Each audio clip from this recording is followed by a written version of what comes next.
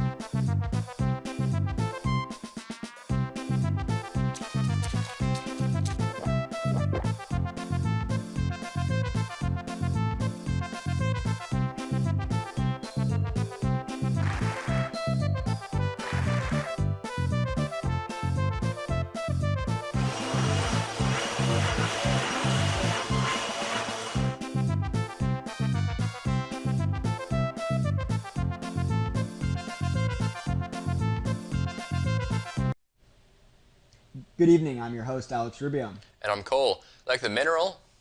And welcome back to Breaking News Now, bringing you the only news that will break your mind. Coming up tonight, bath time, and is it bad for you? Also tonight, we examine the inner workings of peanut butter. But first, in a stunning announcement today, the International Committee of Astounding Edibles, ICAA, has officially recognized peanut butter as the long-awaited eighth wonder of the world. Scientists, nutritionists, and sandwich enthusiasts worldwide are flabbergasted at this groundbreaking declaration. The announcement came after years of rigorous analysis and taste testing by a panel of esteemed experts who unanimously agreed that peanut butter's unmatched versatility, deliciousness, and uncanny ability to stick up the roof of your mouth warranted its prestigious new title. We've seen wonders like the Pyramids of Giza, the Great Wall of China, and now, ladies and gentlemen, I present to you the peanut butter, exclaimed Dr. Alman Nutterson, lead researcher at the ICAE. According to the committee's report, peanut butter possesses a myriad of astonishing qualities, including anti-gravity properties. Witnesses have reported instances of peanut butter sandwiches defying the laws of physics, but mysteriously levitating off plates. Universal currency. Forget gold and Bitcoin. Peanut butter is the new standard of wealth.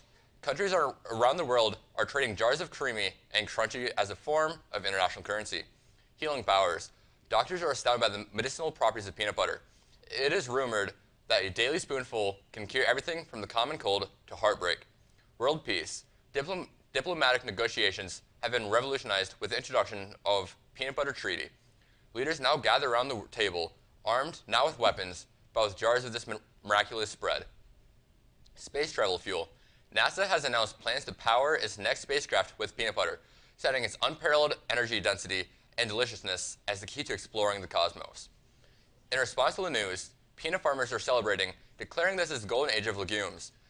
Peanut butter factories are working overtime to meet the sudden surge in demand, with some reports suggesting that peanut butter may soon surpass water as the world's most consumed substance.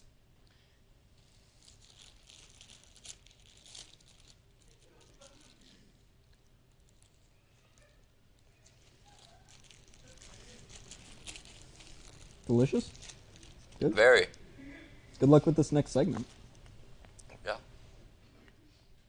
Meanwhile, rival condiments such as jelly and Nutella are reporting feeling the heat, with sales plummeting as customers flock to worship at the altar of peanut butter. So there you have it, folks. In a world filled with uncertainty, one thing is now abundantly clear. Peanut butter reigns supreme as the most astonishing wonder ever discovered. That's very interesting, Cole.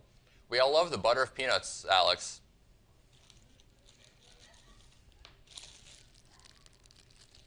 Fascinating. In other news, weather.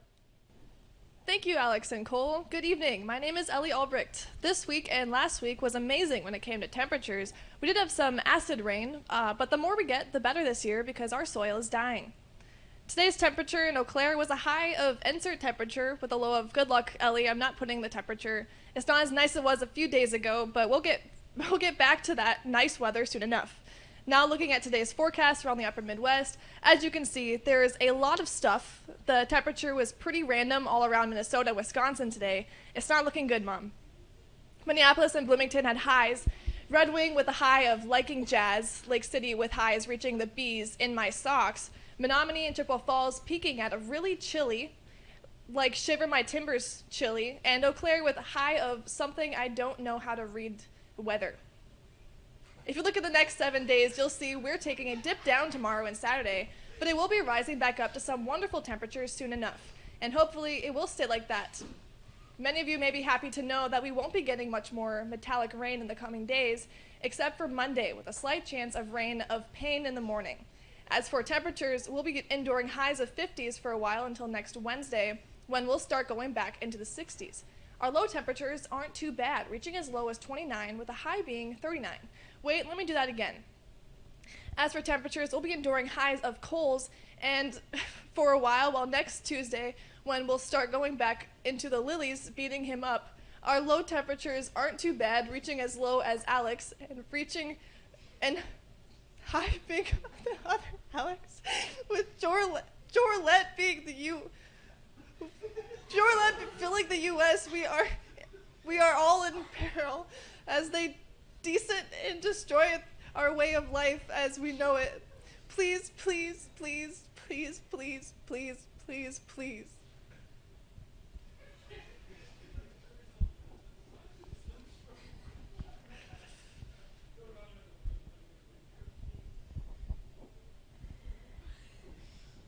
Please. Help.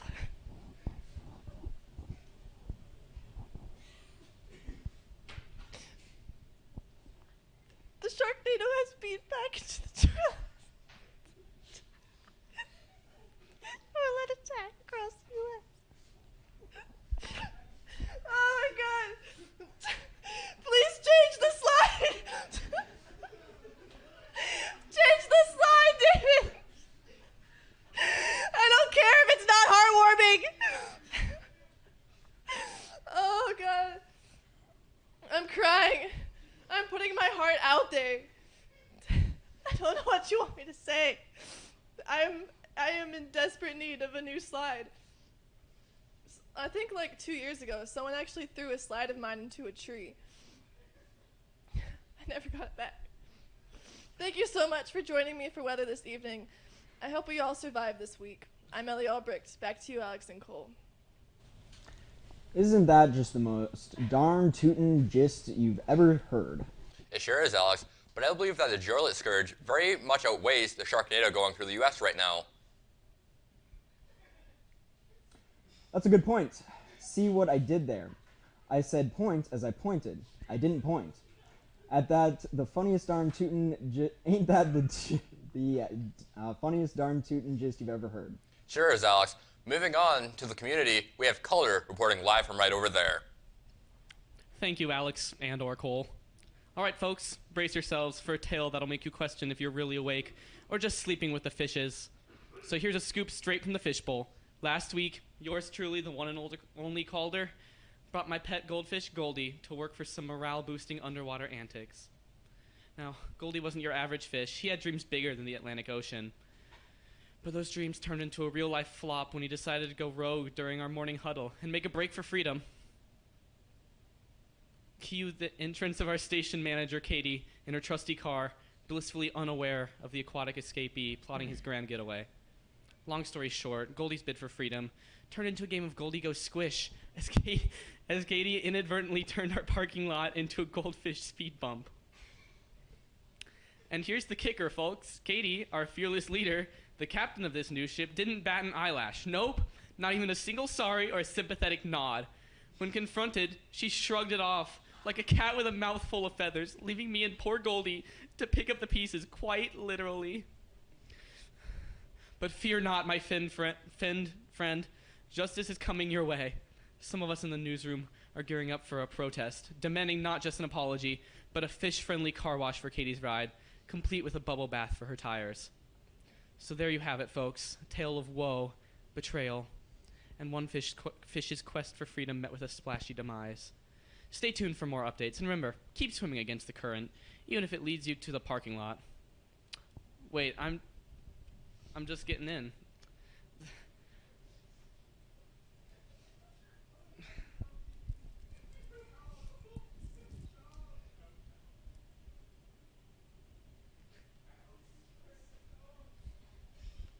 There's more to this fishy saga. Despite the uproar and the waves of protest brewing in the newsroom, Katie remains as unapologetic as a cat who's just stolen the cream. When confronted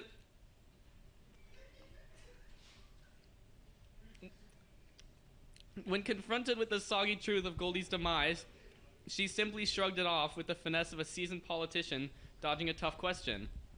I mean, we're talking about a woman who couldn't muster up an "I'm sorry" if her life depended on it. It's like she's got Teflon-coated guilt, folks. Nothing sticks. So as the echoes of Goldie's final flop still reverberate through the halls, Katie continues to navigate the office waters without a care in the world, leaving behind a trail of soggy fishtails and bewildered reporters in her wake.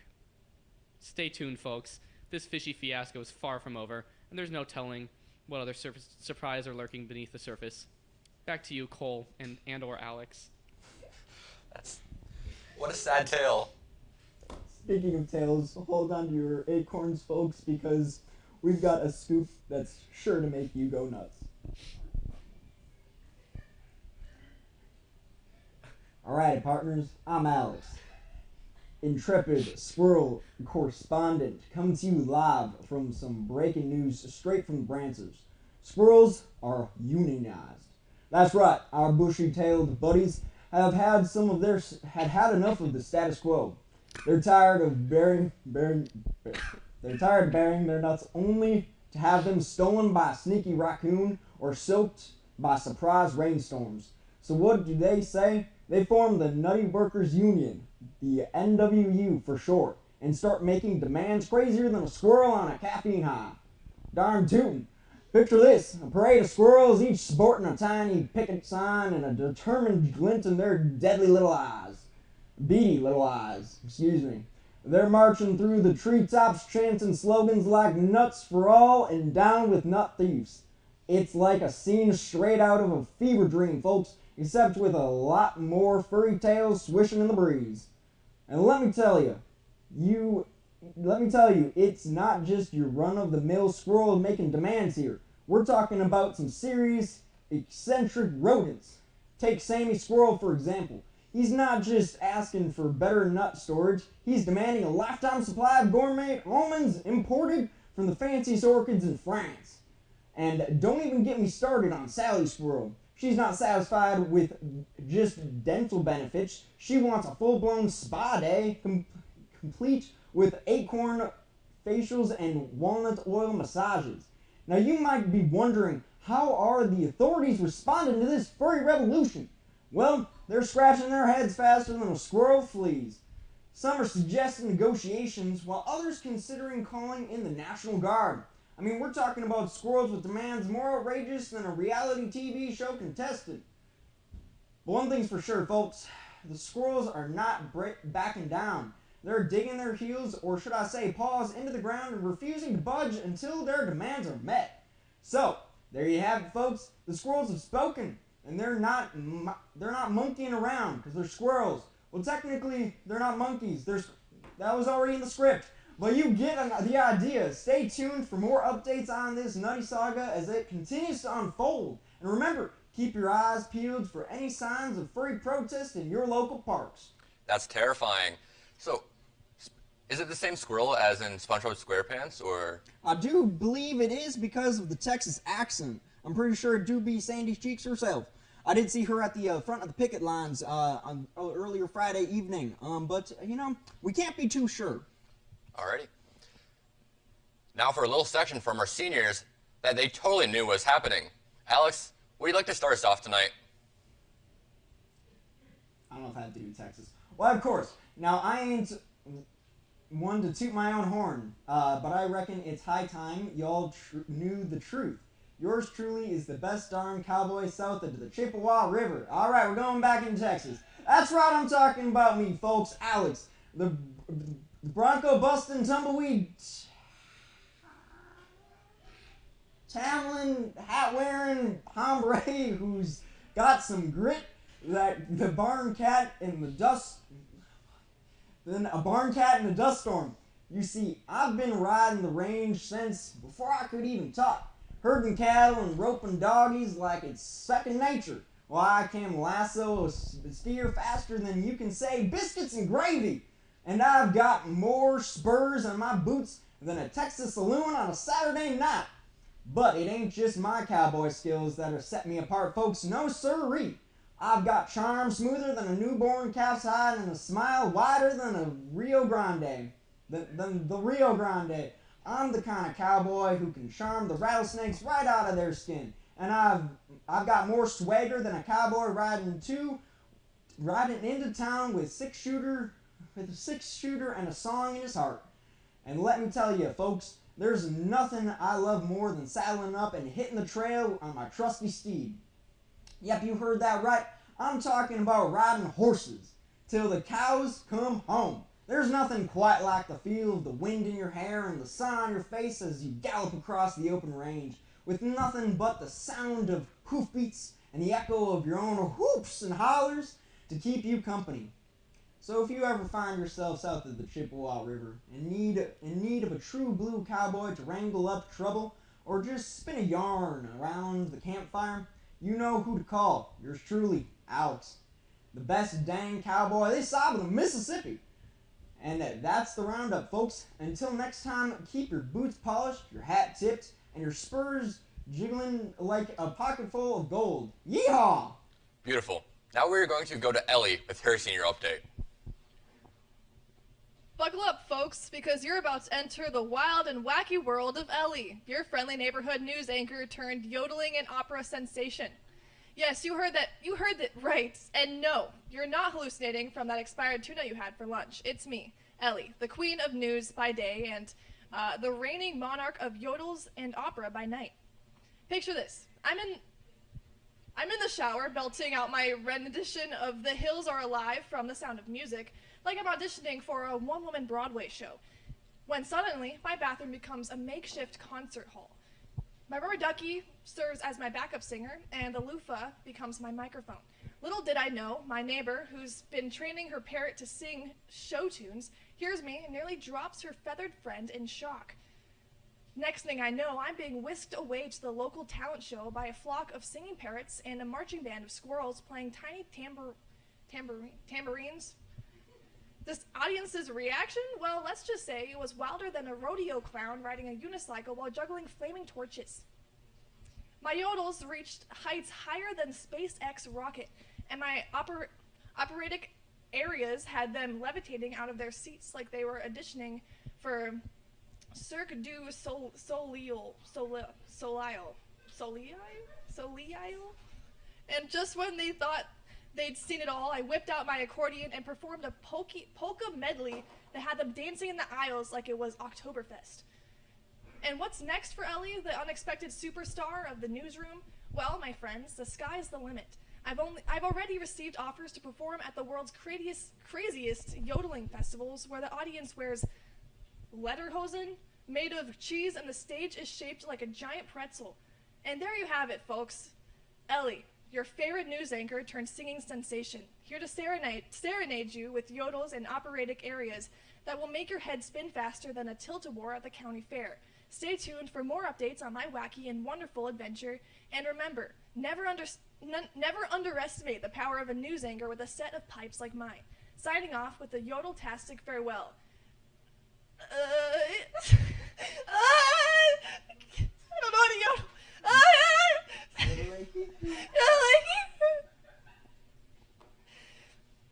Yeah. That's all.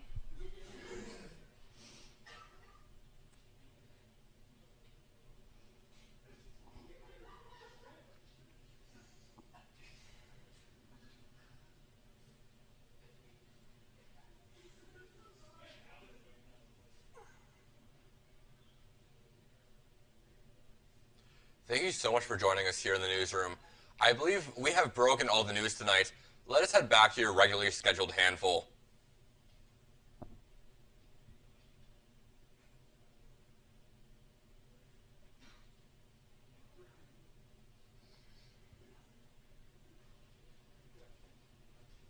All right. We have results for who has laughed the most. It was very close. David was dead-faced with 1. That's a 1. Ellie, we're at 10. And in second place, we have Calder with 17, and Alex with 19. That does make that this is yours to have a little sip. I did not laugh 19 Oh my times. god! I thought I was When did gonna I lose. When did I laugh? Oh my god. So, Oh my god, I don't like spicy. just a little squirt.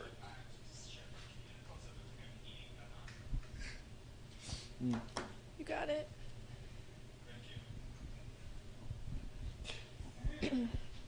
How do you feel?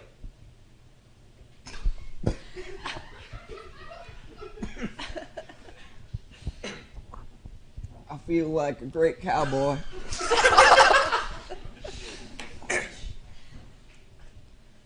That's that. I think we'll have a little ad break. We'll be right back.